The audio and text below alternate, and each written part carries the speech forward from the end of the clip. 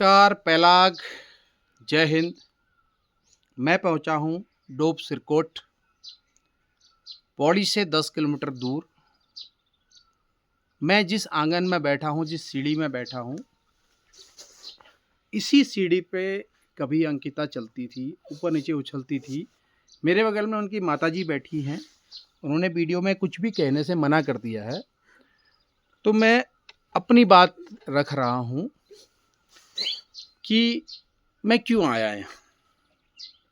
मैं पर्वतीय मूल का निवासी हूँ और मैं इस चीज़ को मानता हूँ कि जब किसी की मृत्यु होती है तो अगर वो असमय हुई है तो आत्मा को मुक्ति नहीं मिलती। हमारे पुराणों में भी कहा है और हमारे धर्म में भी कहा गया। हम मानते हैं उस चीज़ को, क्योंकि हमने उसको महसूस किया है पहाड़ में रहते हुए। हम उस आत्मा को, जो दिव्यात्मा होती है जिसको हम कहते हैं, उसको पूजा भी करते हैं, स्थापना भी करते हैं। नमस्कार साहब। तो इसी में वो बच्ची खेलती होगी, इसी आंगन में वो बच्ची ऊपर नीचे जाती होगी, इसी आंगन में उसकी माँ अभी रो रही हैं। वो भी सोचती होंगी मेरी भी 2 लड़कियां हैं, हमें भी डर लगता है। कौन सी शक्ति मुझे यहाँ खींच के लाई, मुझे नहीं पता।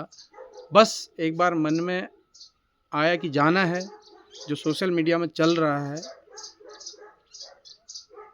बात हुई मेरी अंकिता की माताजी से। बहुत सारी चीज़ें ऐसी हैं, क्या मिला है, क्या बोला था, क्या है स्थिति।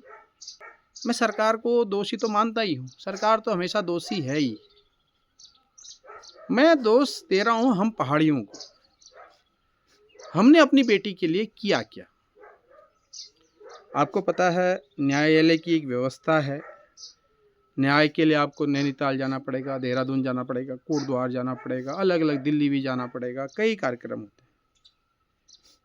क्या हम एक ऐसा संगठन नहीं बना सकते जो इन कंडीशन में, अब यहाँ से अगर कोटद्वार भी जाना है, मैं अपनी गाड़ी लेके आया हूँ, यहाँ से नैनीताल जाना है, अगर आप जाओगे तो वहाँ रहना, खाना पीना, कोर्ट की कार्रवाई, उसके सारी चीज़ें अपने खर्चे से। कितना महंगा होता है ये सब चीज़ों का वो। और मैं आह्वान भी करने आया हूँ, अगर अंकिता की आत्मा कहीं है, जो मेरे साथ महसूस हुआ है, मैंने देखा है, वो पवित्र आत्मा कहीं है, तो मैं चाहता हूँ कि वो मेरे पे आए, ताकि मुझे पता तो चले। क्योंकि न्याय से तो उम्मीद है नहीं, क्योंकि अभी जो सुप्रीम कोर्ट में हमने देखा है उस वर्डिक्ट को, उसमें हमें नहीं है। लेकिन हम अपनी संस्कृति में जो मेरे है, जो आप उसको अंधविश्वास मानिए, परंपरा को मत मानिए, लेकिन मैं मानता हूँ अगर कहीं भी है, मैं उसको तहे दिल से आमंत्रित कर रहा हूँ कि आए, क्योंकि हम इस चीज़ को मानते हैं।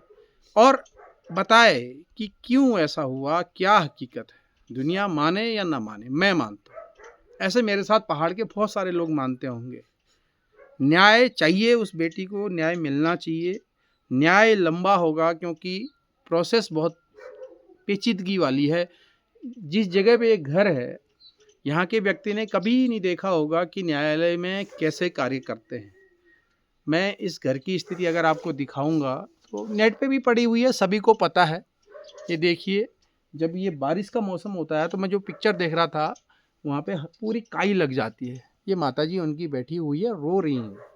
जो एक माँ के में दर्द होता है वो इनमें होता है। ये इनका घर है, ये बगल वाला घर है, ये आप देख सकते हैं। जो पुश्तैनी टाइप के पहाड़ के घर होते थे, वही घर हैं।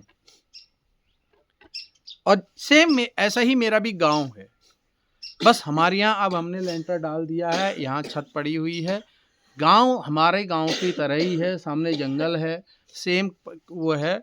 बस अंतर ये है कि हम पहाड़ियों को 24 साल में मिला क्या।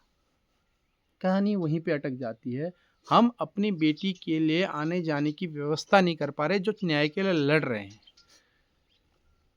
सरकार क्या इनको गाड़ी प्रोवाइड करती है? क्या सरकार इनको पैसा देती है? क्या यहाँ से नैनीताल जाना फ्री में होगा? यहाँ से 3-3, 4-4 बजे रोड में जाना पड़ता है, वहाँ से श्रीनगर या ऋषिकेश या फिर कोटद्वार के लिए गाड़ी पकड़नी है, क्योंकि बसें ही चलती हैं, लोकल ट्रांसपोर्ट जो चलता है। कितने दिन कोई फ्री ले जाएगा?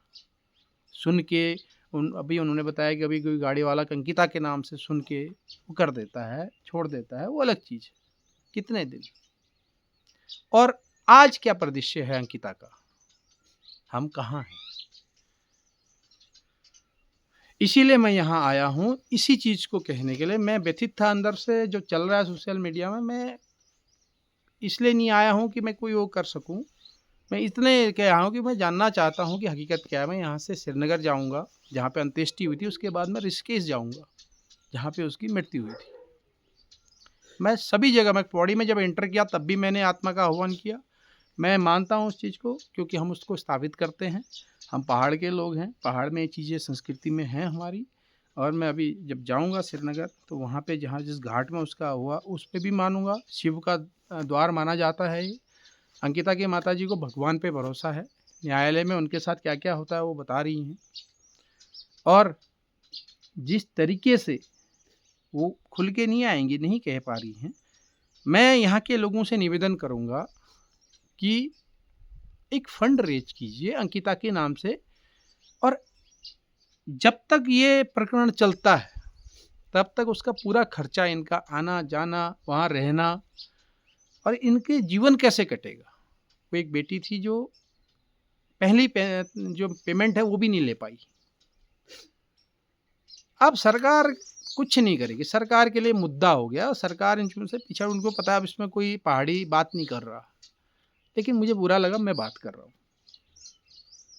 तो फंड बनाइए ताकि इनको किसी के आगे हाथ ना फैलाना पड़े। और हम जैसे, और आगे भी जो कोई भी ऐसा इंसिडेंट, मैं तो चाहता हूँ कि सामाजिक, शिक्षित और स्वास्थ्य के लिए अगर हम 1 रुपये पर डे भी जमा करें ना, तो जितने पहाड़ी हैं, पहाड़ी मूल के लोग हैं, अरबों रुपया खड़ा हो जाएगा। और उससे हम अपनी इकोनॉमी चला सकते हैं। नहीं ज़रूरत है हमें ऐसे सरकारों की, नहीं ज़रूरत है हमें ऐसे लोगों की जो ज़मीन बेच के बाहर के लोगों को यहाँ बैठाते फिर उनको संरक्षण देते हैं।